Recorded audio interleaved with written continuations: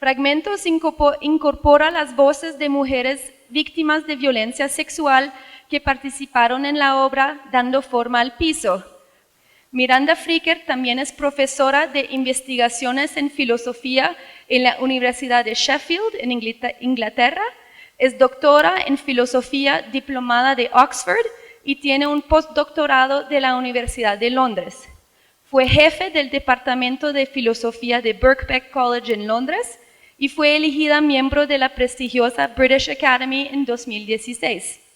Es autora de 2 libros, La vida epistémica de grupos y Injusticia epistémica, que existe en español, y es coautora de un libro sobre el feminismo y la filosofía.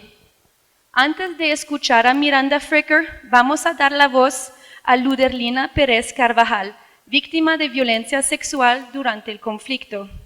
En 2001, cuando tenía 16 años, fue abusada sexualmente por guerrilleros FARC y en 2004 fue violentada de nuevo por hombres armados de las Autodefensas Unidas de Colombia. En 2009 fundó la organización la Asociación de Mujeres Víctimas del Conflicto Gestionando Paz, que prestan acompañamiento jurídico y psicológico a las mujeres víctimas de violencia sexual y a sus hijos. Han ayudado más de 5.000 mujeres. Luderlina recibió el premio de la Mujer CAFAM en 2019. Quiero presentarles a Alessia Schiavone, directora de programas de la Organización Internacional para las Migraciones, que han muy generosamente apoyado este evento esta noche. Muchas gracias. Buenas tardes para todos y todas. Un saludo a los representantes de las instituciones públicas, organizaciones internacionales, cuerpo diplomático, comunidad académica y sociedad civil. Y una muy especial bienvenida a las niñas y adolescentes del Comité Consultivo que nos acompañan el día de hoy. Bienvenidos a todos. Los esfuerzos para alcanzar la paz en Colombia han planteado el desafío de fortalecer acciones por los derechos de las víctimas de violencia sexual, particularmente de las niñas y de las mujeres que han vivido los crueles impactos del conflicto armado. Bajo este contexto, es clara la necesidad de seguir consolidando alianzas conjuntas para promover la visibilidad de los hechos victimizantes, trabajar para asegurar la no repetición y construir mecanismos de reconocimiento y reparación para restituir los derechos vulnerados. Es importante reconocer los avances que en Colombia se han dado en esta materia, en el marco de la Ley de Víctimas y sobre todo por los esfuerzos de las iniciativas lideradas por las mismas víctimas. Un ejemplo de ellos nos congrega aquí hoy, en este lugar símbolo de la memoria, un espacio en donde se plasma la lucha y la fuerza de las mujeres víctimas de violencia sexual en el marco del conflicto en Colombia. La Organización Internacional para las Migraciones reitera su compromiso de seguir acompañando a los diferentes actores que vienen trabajando en la garantía de los derechos de las víctimas. En esta línea, la OIM ha venido apoyando esta iniciativa, este ciclo de conferencias académicas, para que podamos tener un espacio conjunto de reflexión y de debate y de discusión con expertos y representantes de diferentes sectores con amplia trayectoria y de experiencia en estos temas. Es un honor dejarlos con Doris Salcedo, con Luderlina Pérez Carvajal y con la profesora Miranda Fricker, 3 mujeres que nos inspiran con sus experiencias, con su trabajo y que liderarán el resto de este evento. Muchísimas gracias.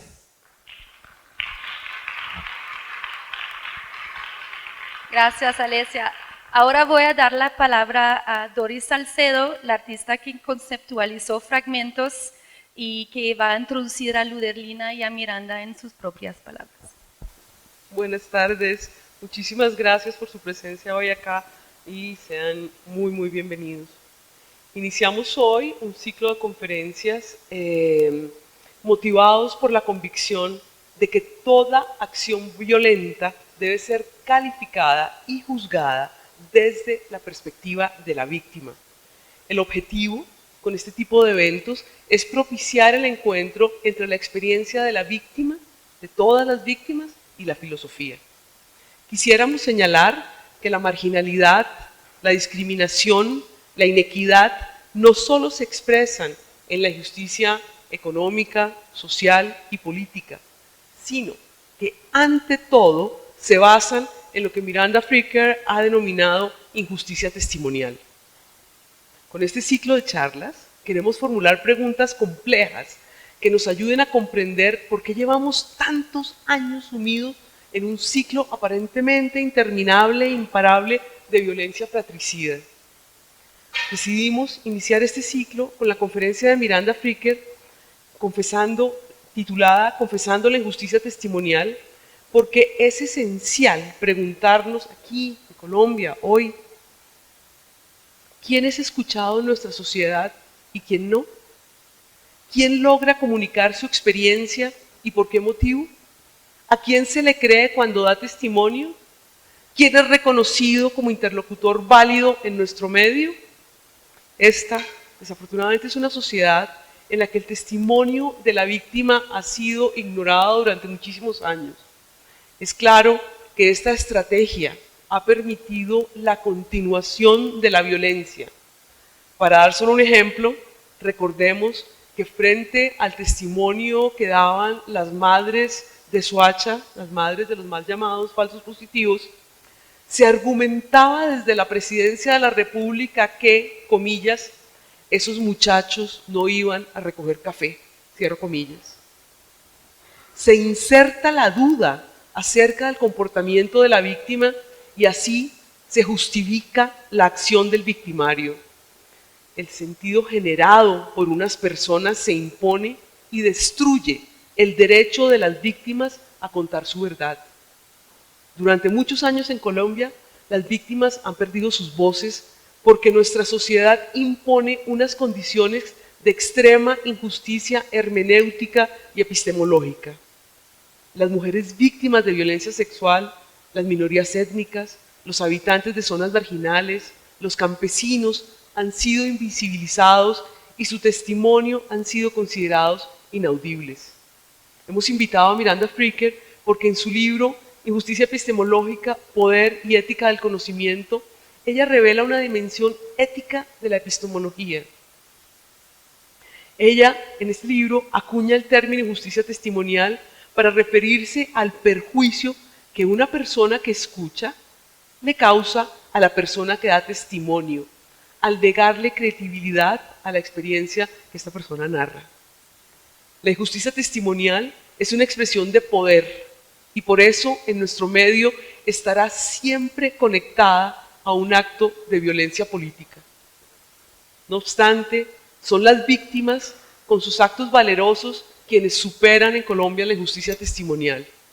Por cierto, hace unos días fuimos informados acerca de un hecho violento que desafortunadamente ocurre con inusitada frecuencia en Colombia. El excombatiente de las FARC, Dimar Torres, fue asesinado el pasado 22 de abril en zona rural de Convención. Conocimos la noticia de este hecho tristemente repetitivo gracias a un evento absolutamente extraordinario. La comunidad de Convención dio testimonio de lo ocurrido. Comunicaron lo que vieron y experimentaron con total lucidez, claridad y contundencia. Personas a quienes normalmente nuestra sociedad se niega su derecho a hablar, alzaron su voz y su testimonio tuvo que ser aceptado por las autoridades que pretendían, como siempre, desconocerlos. Este fue un hecho extraordinario. Otro hecho extraordinario es el trabajo de Ludirlena Pérez Carvajal, quien hoy también nos acompaña. Ella, al igual que la comunidad de Convención, decidió desobedecer las normas interpretativas impuestas a sangre y fuego aquí en Colombia durante esta guerra. Ludirlena fue víctima de varios actores armados y de múltiples crímenes. En forma admirable, ha transformado su experiencia traumática en fuente de sanación para 5.038 víctimas. su caso, es un ejemplo de cómo cuando un ser sometido decide hablar y reclama su capacidad para generar sentido, este ser deja de ser sometido y se convierte en un agente de transformación social. Por eso quiero agradecer la presencia de Miranda y de Luis y de todos ustedes aquí para que logremos hacernos las preguntas pertinentes que nos permitan abrir el camino hacia la reconciliación. Muchas gracias.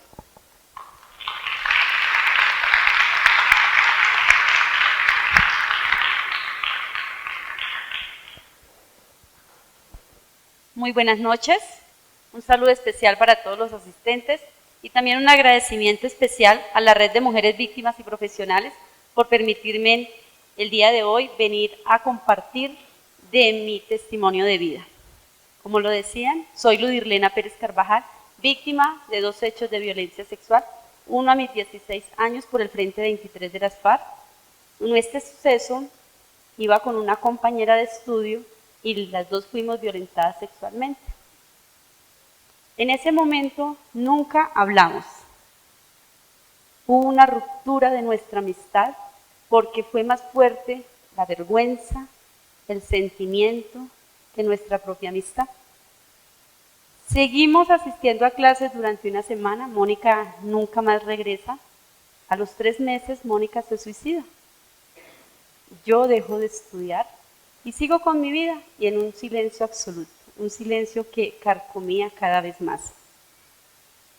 El 12 de diciembre del 2004 fui acusada por el bloque Centauro de los paramilitares, a mando de Jorge Arias Piraván, de ser miliciana e informante de las FARC, y por esto me hacen un juicio.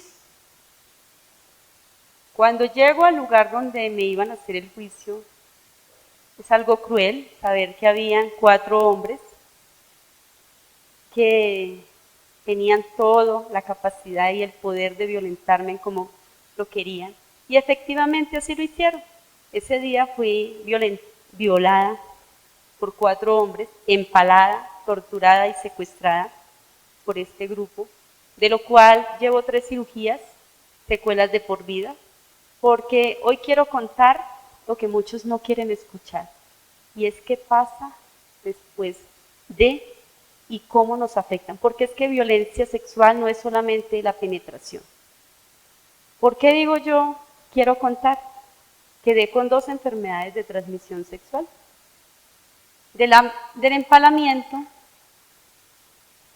quiero decirles que quedé totalmente abierta, anal y vaginalmente, y lesiones de por toda la vida, estigmatizaciones que también se derivan de esto.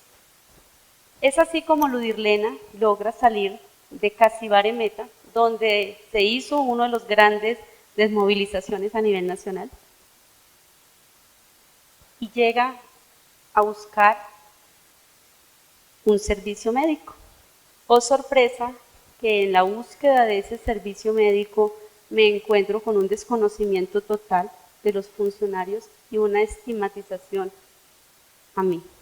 ¿Por qué digo a mí? Porque yo no quise contar nada.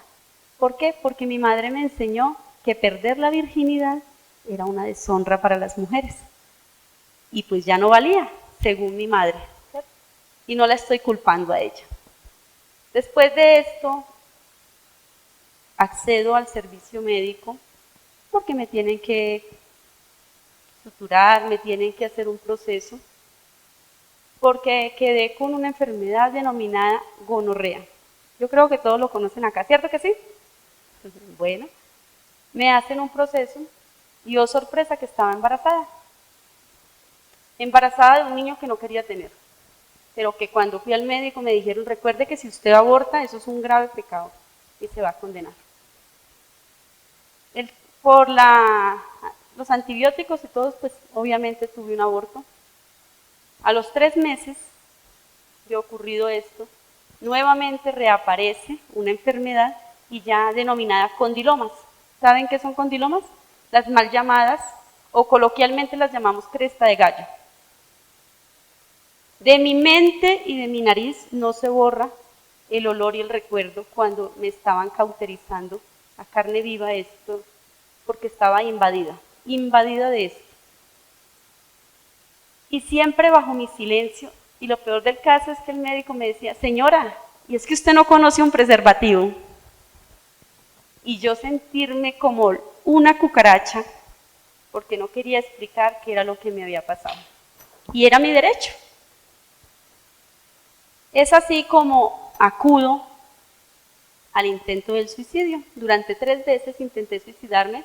El último me lleva a estar internada durante 1 año en un centro de rehabilitación emocional, en el Hospital Departamental de Villavicencio Meta, en donde tengo que acceder a choques eléctricos para revivir neuronas, en donde tenía que tomar diario 8 pastillas y 1 para dormir, y me alejé del mundo. No quería conocer nada, no quería recordar, no quería conocer a nadie.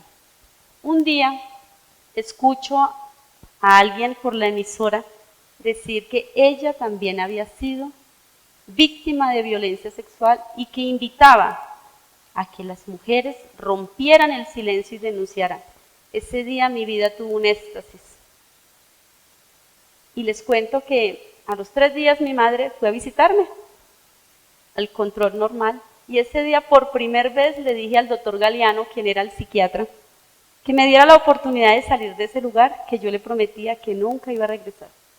Él, en un tono de reto y de burla, me dice, le aseguro que dentro de 3 días vas a estar aquí. Pues les cuento que no. Desde ese día mi vida tuvo vida. Y dirán, ¿por qué esta mujer me devolvió el sentir y el querer vivir? Comencé una búsqueda en todo lugar donde hablaran de mujeres, Luz Irlena estaba. Inicié mi proceso personal y escuché miles de casos, miles de testimonios, hasta que tuve las fuerzas de romper el silencio. Romper el silencio es importante, pero más que romper el silencio, es importante que nos crean. Y les voy a decir por qué.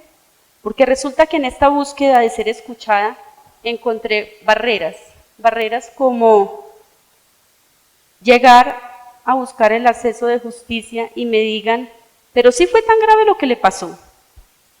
Y yo entrar a cuestionarme incluso, si sería así o de pronto es que yo estoy pues como confundiendo. Incluso entrar a decirme, pues la primera vez que fui violada tenía una pantaloneta y me dijeron, pero solo le quitaron la pantaloneta, no le quitaron nada más. Y yo decir, ¿y qué más querían que me quitara? Si me quitaron todo. Palabras como, y usted no intentó defenderse, que llevaban a que yo llegara a mi casa y dijera, ¿será que si yo hubiese gritado con mucha fuerza, alguien me hubiese escuchado y no me hubiera pasado esto? Fueron noches tristes y han sido momentos difíciles, porque eso no le pasó solamente a Ludirlena, ni le ha pasado a muchas mujeres con las que yo trabajo, muchas mujeres que su voz se coloca en duda, que su verdad.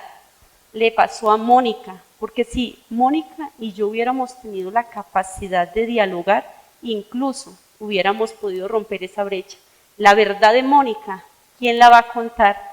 Si yo hubiese logrado el objetivo en los 3 intentos de suicidio, ¿quién hubiese contado mi verdad? Y asimismo, como yo, hay muchas más mujeres allá afuera que sí han logrado el objetivo de suicidarse, y muchas más mujeres que por esa estigmatización y por esa violencia asociada al género quieren callar, porque no quieren dar excusas ante una sociedad de doble moral, que sabe que está la violencia, que conoce las víctimas de violencia sexual, pero que simplemente le damos una palmada en el hombro y le decimos, agradece que estás viva. No, nosotras no queremos eso, queremos que se nos reconozca, queremos que realmente nos crean, porque ya estamos cansadas de seguir dando excusas o de seguir culpándonos. Es así como inicio el trabajo, se me da un reconocimiento. Actualmente soy la Mujer Cafán 2019. Esto no ha sido de Ludirlena, esto es de todas las sobrevivientes, las víctimas de violencia sexual, porque es gracias a esa voz que hemos logrado ser escuchadas y gracias a nuestro empoderamiento y a esa fuerza y a estas mujeres hermosas que nos han dado la oportunidad que tenemos hoy en día, es que hemos logrado estos objetivos. Gracias.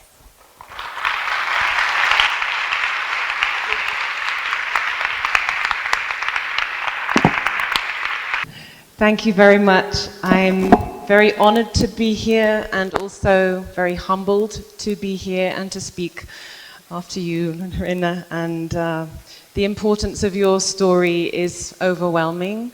And I know there are many other stories, and I believe there are many other women present who have suffered sexual violence. And I'm humbled to be in their presence, and I offer the philosophical ideas that I have in the hope that these ideas will be useful to all of you in different ways.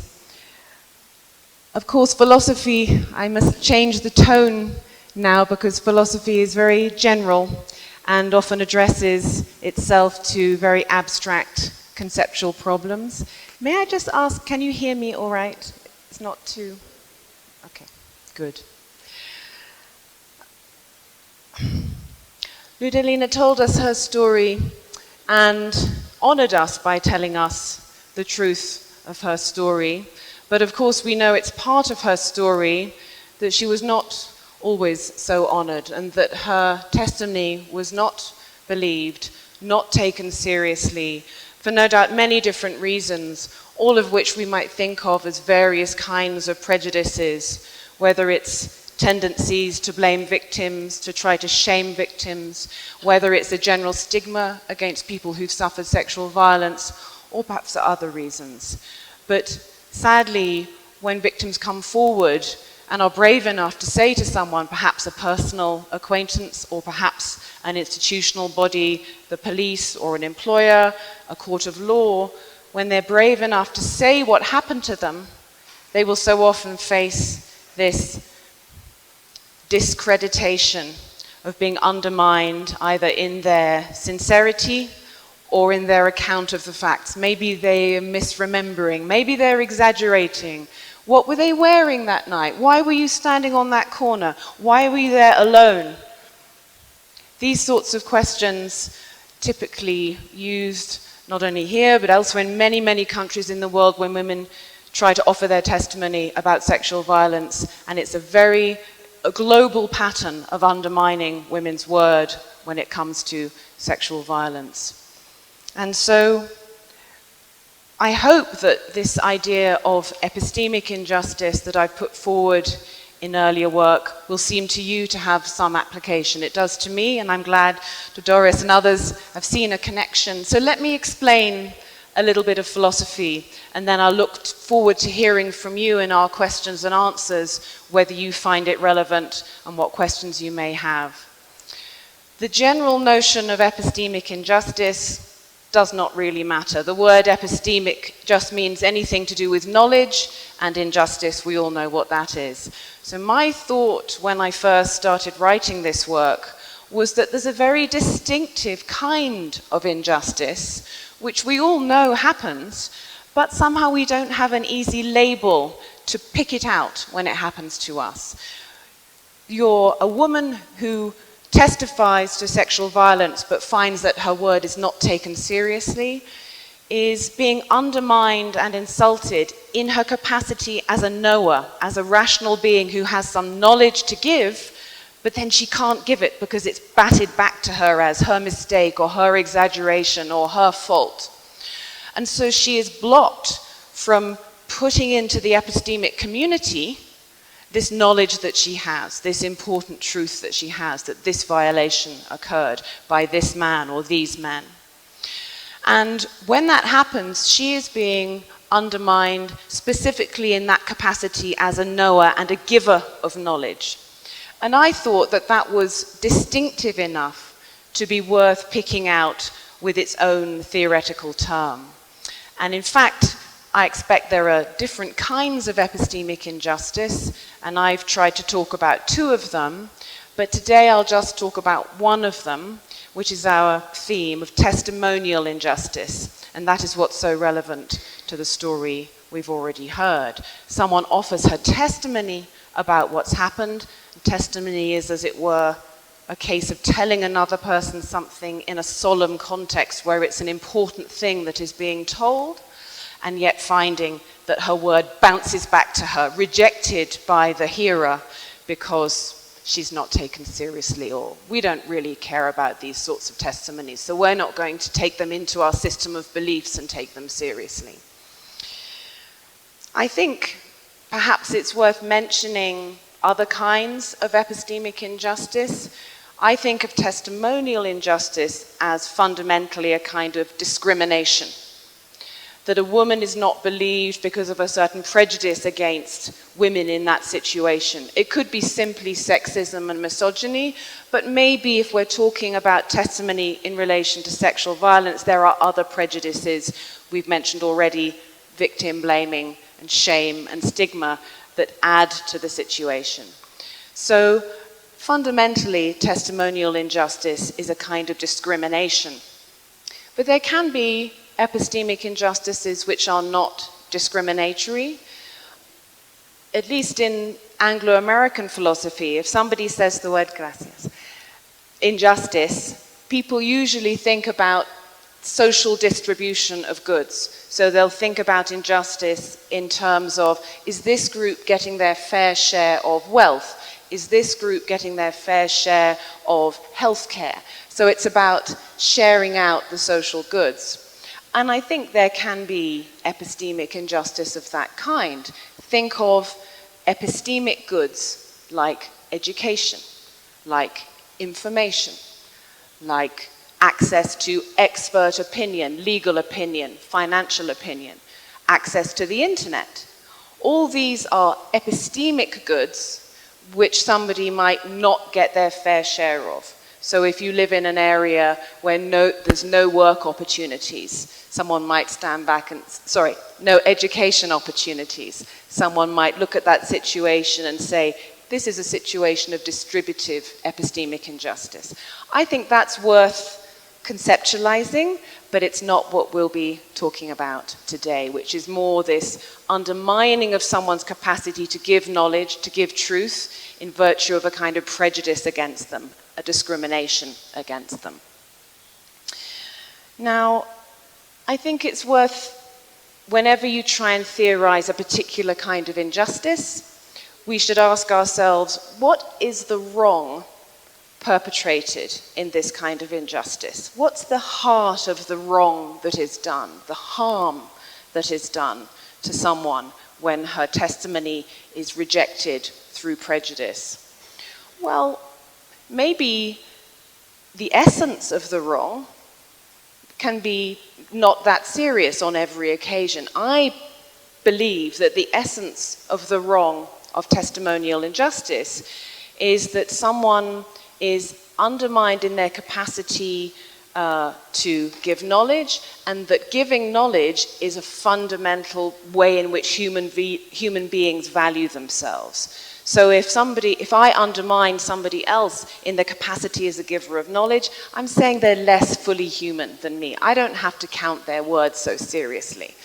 And I think if you have had the experience of being on the receiving end of a testimonial injustice, let's imagine not a serious case, not a sexual assault case. Let's imagine a fairly trivial case. Maybe I'm a teenage girl who is crazy about football, and I know everything about football. And I offer my opinion about why one team is playing badly, substitution that should have happened. And the room full of other people don't listen to what I'm saying, and they think, she's just a girl, she doesn't know about football. That might be something which in a way is not a very serious matter. Maybe this girl does not care very much.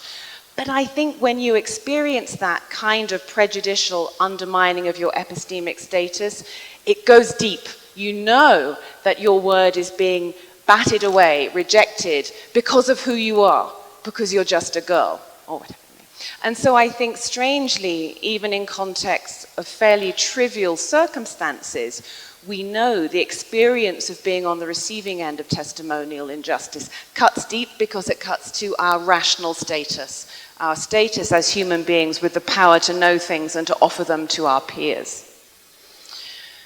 Now, if we go back again to a serious kind of case, and we imagine someone testifying to a sexual assault or some other kind of crime, then we discover again that just being undermined in your capacity as a giver of knowledge can be a horrifying experience. And many women who do try to testify to sexual violence and who then are not believed, they say afterwards, it was as if I was raped twice.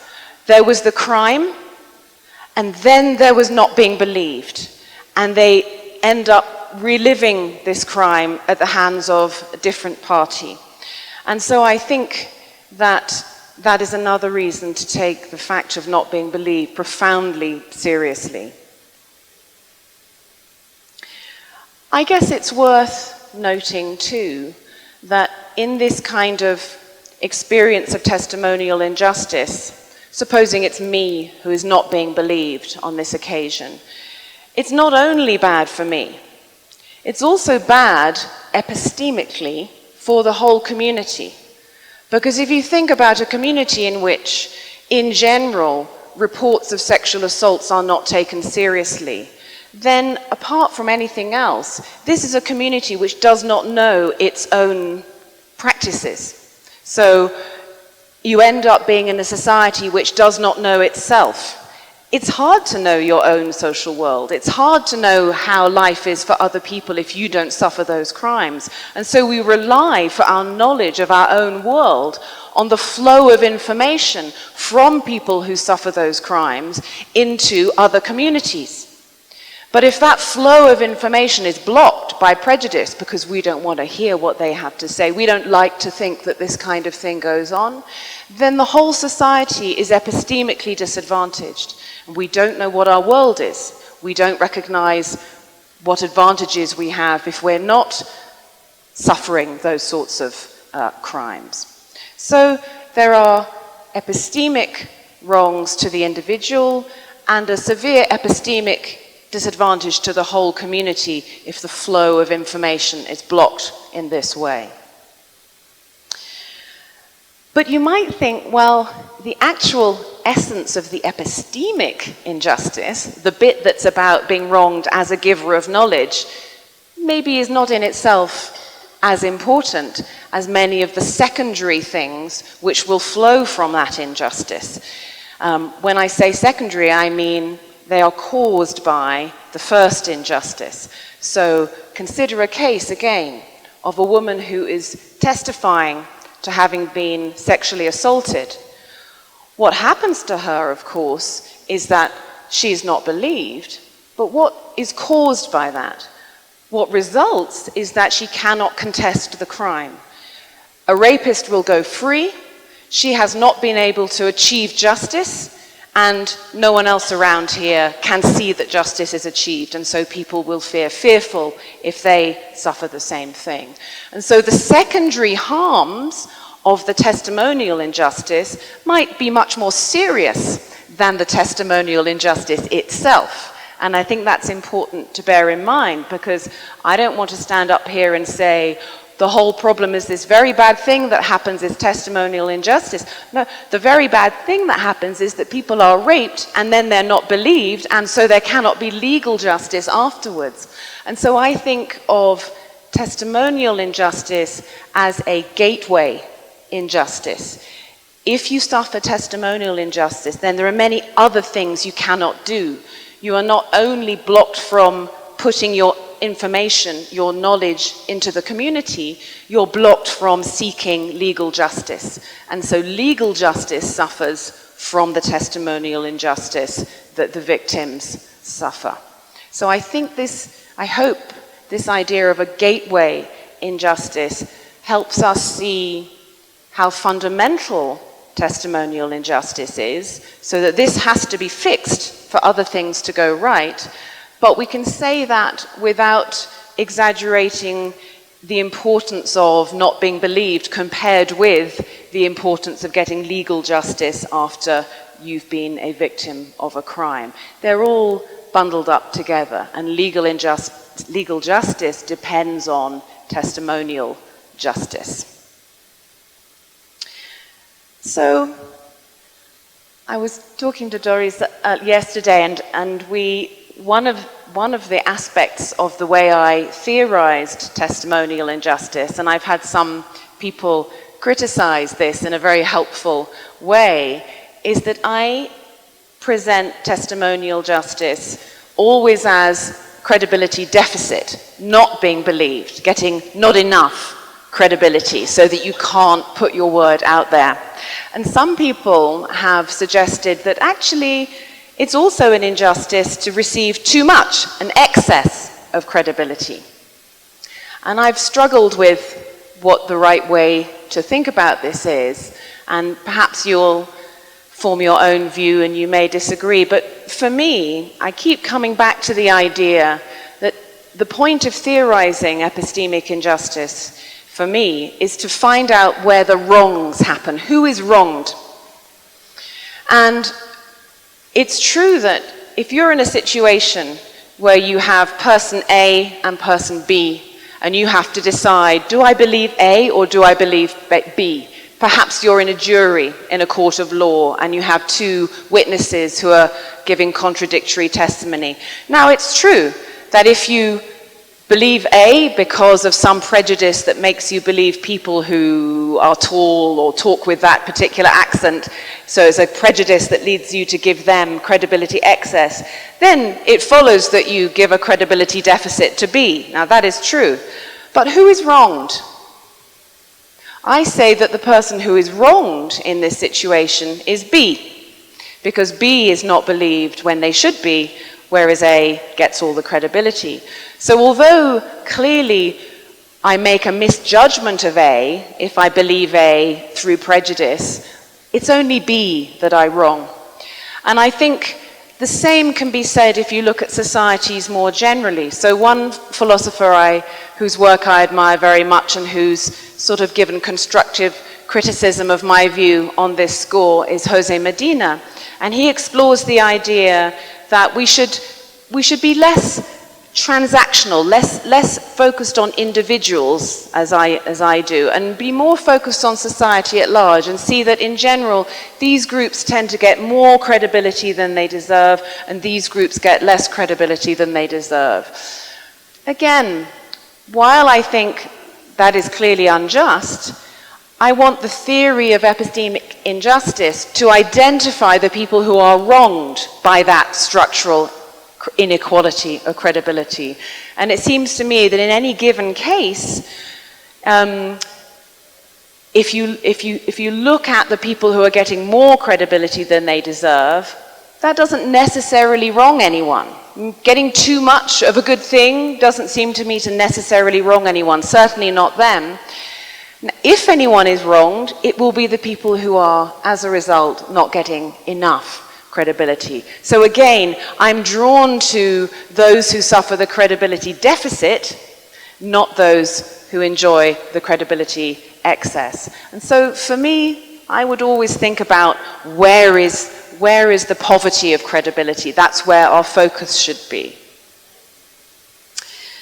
So, I've been talking so far about cases where people say things, they offer their testimony, and then because of prejudice, they don't receive as much credibility as they would, and perhaps the credibility goes down enough so that they really are not believed at all.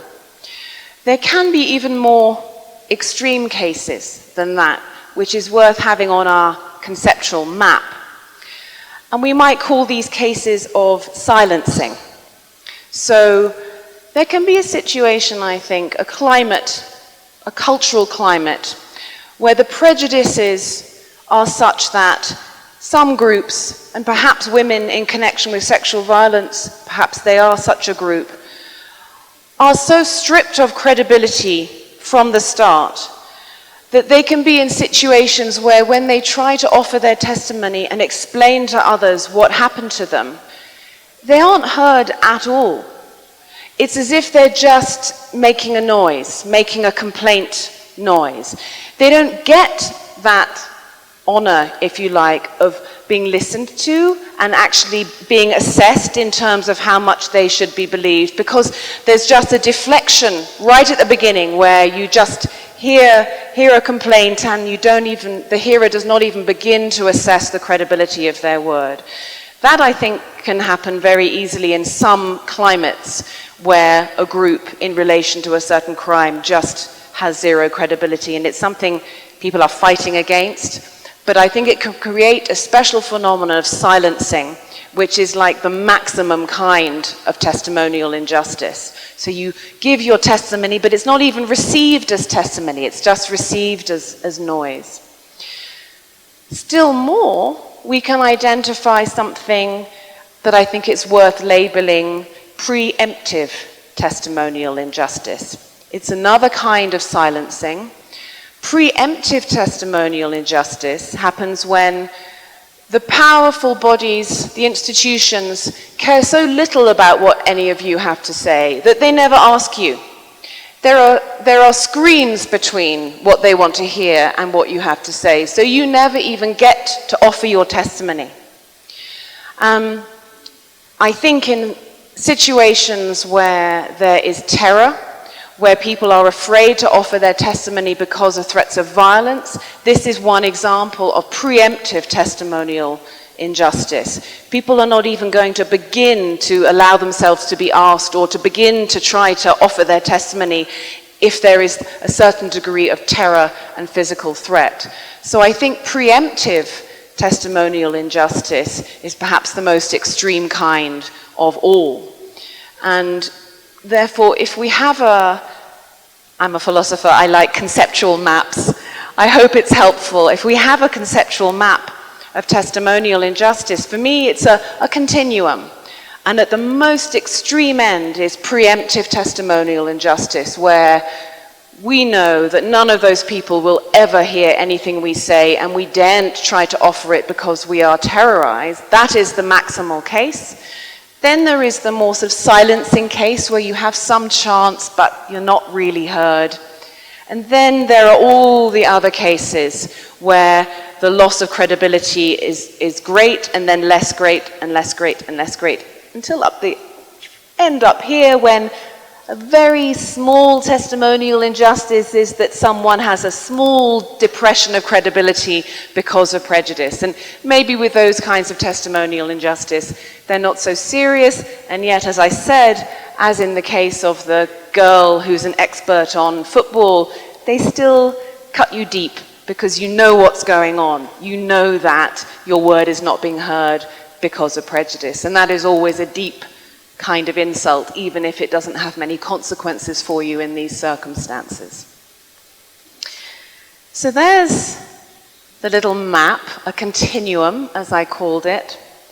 I'd like to finish by broadening out a little bit to look at the political significance of testimonial injustice. Depending on your conception of political freedom, it will have different sorts of significances. But there's a very interesting view of political freedom that I find myself attracted to, offered in particular by a philosopher called Philip Pettit. It's called Republican conception of freedom, where the word Republican is nothing to do with the politics of the USA. The word Republican is only to do with the kind of political freedom you have when you get rid of a monarch. So it's the Republic, Plato's Republic, that sort of freedom. And in this conception of what it is to be politically free, we have to not only have a kind of negative liberty in terms of not being prevented from engaging in certain actions like free speech or economic behavior and so on. You have to be secure in your ability to exercise those freedoms. And the idea is that you have to be not dominated by any other person or agency in your society. So let me explain this Republican idea of domination, and then we'll link it back to testimonial injustice.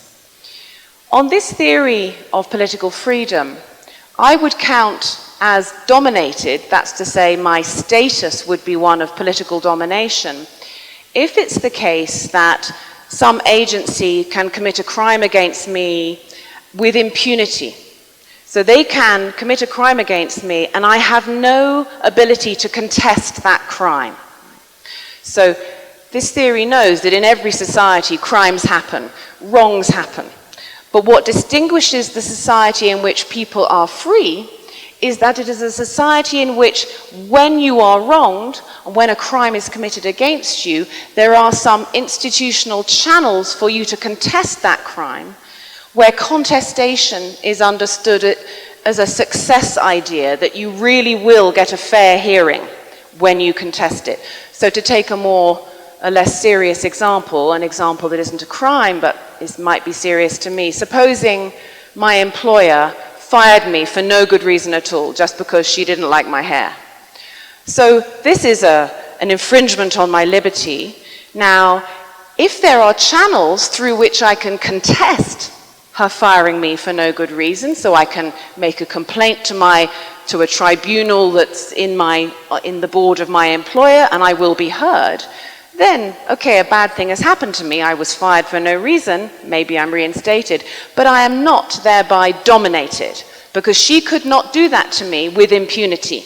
Right? She did not have the right to simply do it to me. And this is proved by the performance of my ability to contest what she's done to me.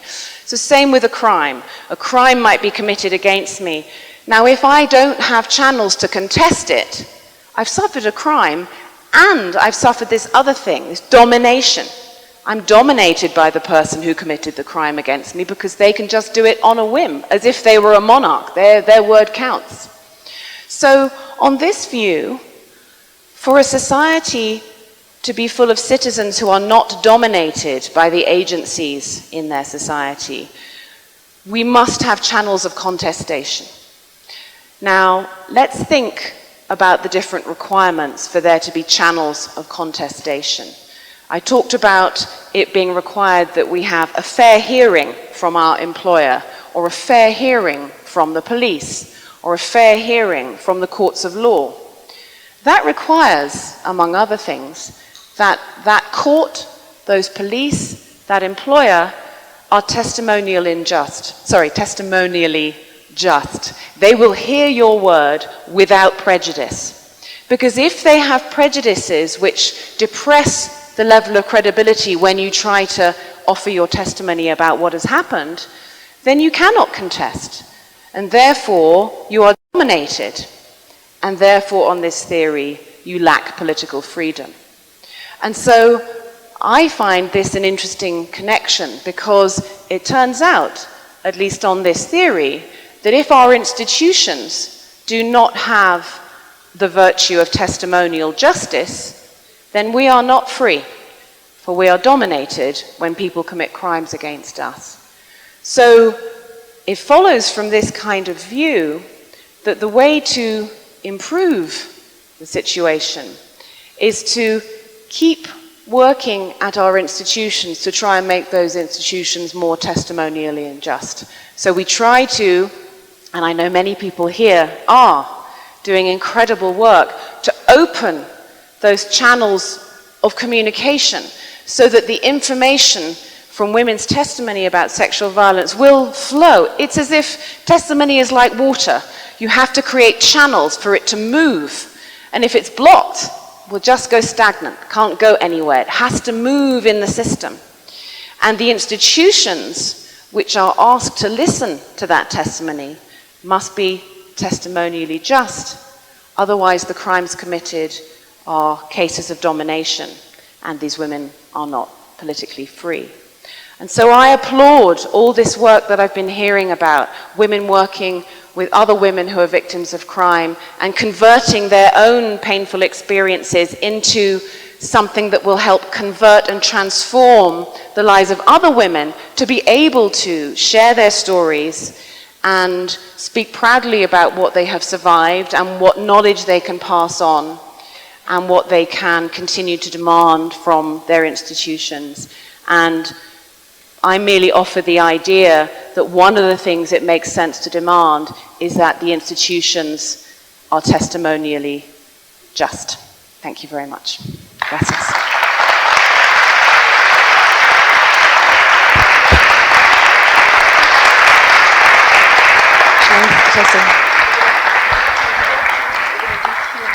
Shall I stay up here? Yes. Vamos a abrir a preguntas de ustedes. So, to hear the question in English and then answer. Primera pregunta. Yes, I can hear. Thank you. Hola, bueno, mi nombre es Manuel Velandia, también soy una víctima, soy homosexual, estuve refugiado por 12 años en España y he regresado hace 2 meses a Colombia. Mi pregunta es si usted ha intentado ampliar su construcción epistemológica a otras ontologías, por ejemplo, a las minorías sexuales. Como víctima homosexual entiendo y he experienciado que nosotros no tenemos tanta credibilidad como los hombres heterosexuales. También me he encontrado, por ejemplo, en el caso de hombres heterosexuales que han sido violados, que sus mujeres no les creen porque asumen que si fueron violados fue por alguna razón. Pero también he visto que muchas veces, cuando hay esta injusticia epistémica, el arte, por ejemplo, es una alternativa de poder contar la historia. Por ejemplo, yo lo hago a través de la poesía o a través de la fotografía, o las performances, porque permite que la gente reflexione sobre el hecho, porque pareciera que lo que afecta no es precisamente la epistémica, sino las emociones del sujeto con el que tú te encuentras, que no logra establecer un vínculo contigo para escucharte. Yes. Thank you. Gracias. Yes, you're so right. These problems are very widespread, and I have tried in my own work to use different sorts of examples to at least make clear the different sorts of testimonial injustices, including in relation to sexual violence that men, gay men and straight men suffer too. So you're absolutely right, and thank you for bringing that into the conversation. I loved what you said also about poetry and maybe art in general, and we're standing on Doris's amazing monument. One of the things that, because I'm a philosopher and I'm all words, I sometimes long for modes of expression where I'm not required to be precise all the time. And one of the things I love about art and poetry is that in some ways it has much greater power of a communicative kind, partly because it can tolerate a lot of ambiguity, many different meanings. And so it requires the viewer or the reader to come and draw the meaning up herself or himself. And in some ways, that activity, being more active interpretation, makes did I do that? Sorry. Makes the material much more powerful. And, as you say, we human beings, the things we have to say are often emotional, and emotion is a very powerful communicative tool. So even in words, we all know that rhetoric is something people use to try and bring their point home, make their point more forcefully. But I think in art and in poetry, the fact that emotion can be so inherent in the work adds to the communicative power of the art too. So yes, there are many ways of trying to help one's community, one's society take on new ideas, and maybe we need words, and we need art, and we need poetic words, and we need arguments. We need all of these tools. So, thank you.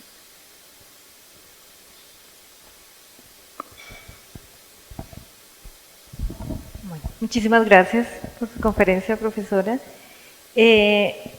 quería preguntarle, en un contexto en el que la comunidad de oyentes está como muy lejos de convertirse en una comunidad de oyentes virtuosos, como tú lo mencionas en el libro, esta comunidad puede ser una muy parecida a la colombiana, en donde, como lo acabamos de escuchar en el testimonio, los funcionarios de salud, la policía, hasta los mismos jueces están completamente sesgados por prejuicios machistas.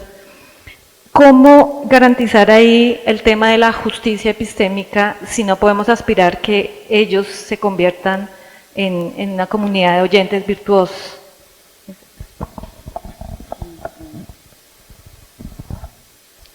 This is a very hard question. I don't pretend to know the answer.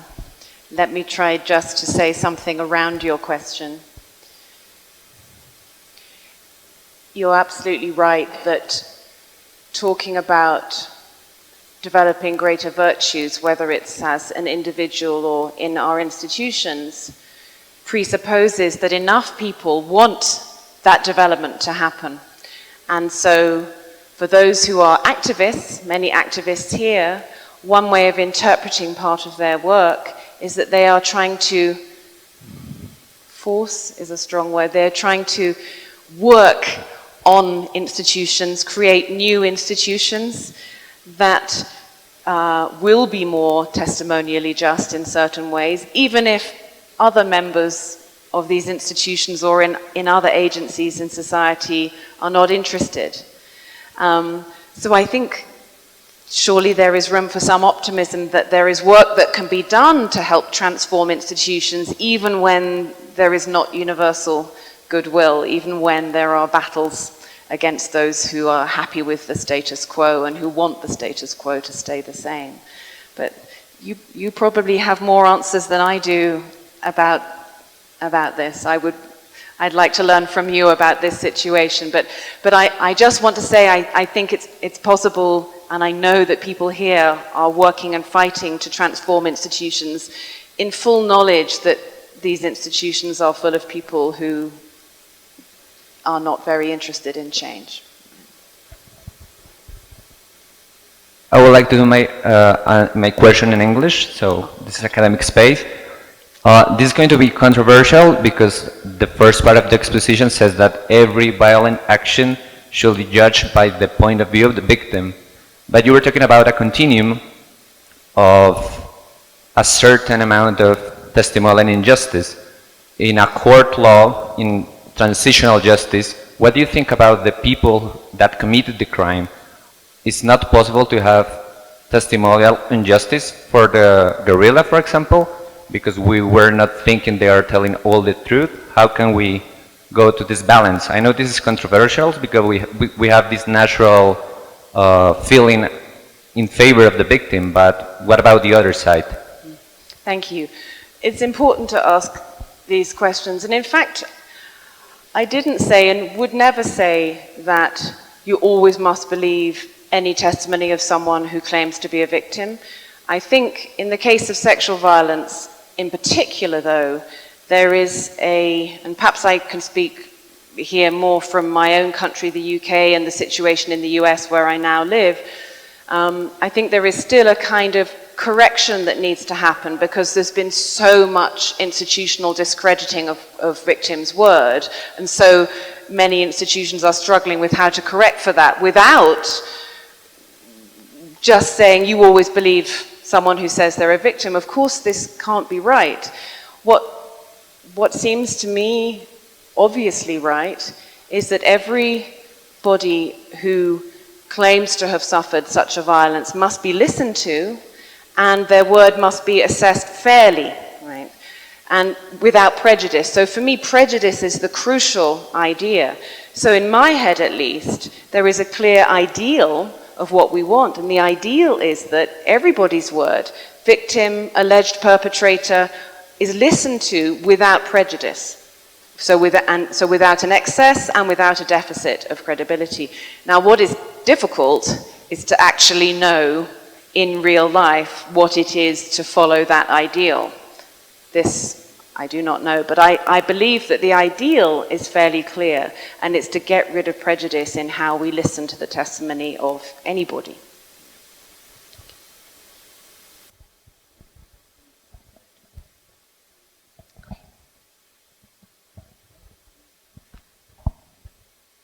Buenas noches. Buenas noches. Muchas gracias por su conferencia.